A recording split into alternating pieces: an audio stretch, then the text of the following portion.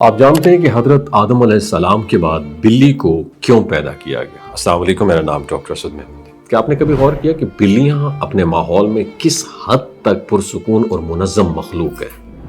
یہ چھوٹے جانور اپنی خوبصورتی، چالاکی اور صاف صفائی کی وجہ سے ہمیشہ انسانوں کی توجہ کا مرکز رہتے ہیں۔ بلی کی موجودگی گھر میں ایک ایسی خاموش خاص سکون اور خوشگواری لے آتی ہے۔ اس کے نرم قدم، مکارانہ انداز اور پرسکون طبیعت انسان کے دل کو اپنی طرف کھینچتی ہے، اور دنیا کے مختلف ثقافتوں اور مذاہب میں بلی کو خصوصی مقام دیا گیا اور اس کی قدردانی کا انداز ہر دور میں نمایاں ہے۔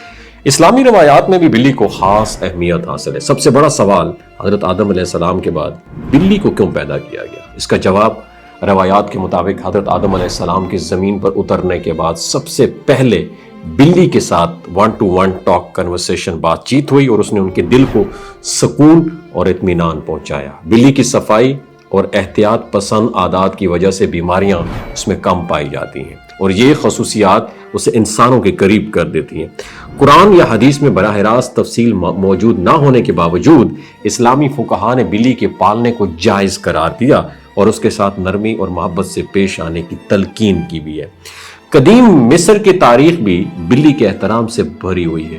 وہاں بلی کو ایک مقدس مخلوق سمجھا جاتا تھا اور اس کو نقصان پہنچانا یا مارنا انسانی جان کے نقصان کے برابر سمجھا جاتا تھا۔ بعض اوقات بلی کی موت پر خاندان صدمے میں مبتلا ہو جاتا اور اس کے لیے خصوصی رسومات ادا کی جاتی تھی، اور اس سے صاف ظاہر ہوتا ہے کہ بلی کی قدردانی صرف اسلامی دنیا تک محدود نہیں بلکہ قدیم تہذیبوں میں بھی اسے اعلیٰ مقام حاصل تھا۔ لیکن بلی کے بارے میں عام لوگوں میں بہت ساری غلط فہمیاں پائی جاتی ہیں، جیسے کہ بلی رات کو جب روتی ہے تو رات کو بلی کا رونا یا میاؤں کرنا نحوست یا بدقسمتی کی علامت ہے۔ یہ بالکل غلط ہے۔ ماہرین کا کہنا ہے کہ بلی کی یہ عادت عموماً اس کے مزاج، تنہائی یا کسی جسمانی یا ذہنی تکلیف کی وجہ سے ہوتی ہے۔ بلی رات کے وقت زیادہ ایکٹیو ہوتی ہے کیونکہ یہ قدرتی طور پر شکار کی عادت رکھتی ہے اور دن بھر سستی کی وجہ سے رات کو اپنی جو توانائی ہے وہ خرچ کرتی ہے۔ اگر نئی بلی گھر میں لائی جائے اور دن یا رات میں رونے لگے تو اس کا مطلب یہ ہے کہ وہ نئے ماحول سے خوفزدہ ہے یا کہ کسی غیر محفوظ اپنے آپ کو محسوس کر رہی ہے۔ ایسے میں پیار، توجہ اور کھیل کود کے ذریعے بلی کو گھر کے ماحول کے ساتھ مانوس کرانا ضروری ہے۔ فقہاء کے مطابق گھر میں بلی پالنا بالکل جائز ہے۔ بلی نہ تو نجس ہے، پلید نہیں ہے اور نہ ہی کوئی موذی جانور ہے، بلکہ یہ انسان کے لیے فائدہ مند ہے۔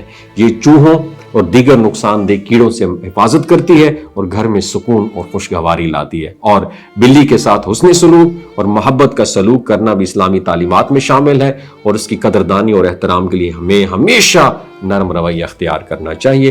وَمَا عَلَيْنَا إِلَّا الْبَلَاغُ الْمُبِينُ۔ کیا آپ کے گھر میں بلی ہے؟ نیچے کامنٹ سیکشن میں ضرور بتائیے۔ شکریہ۔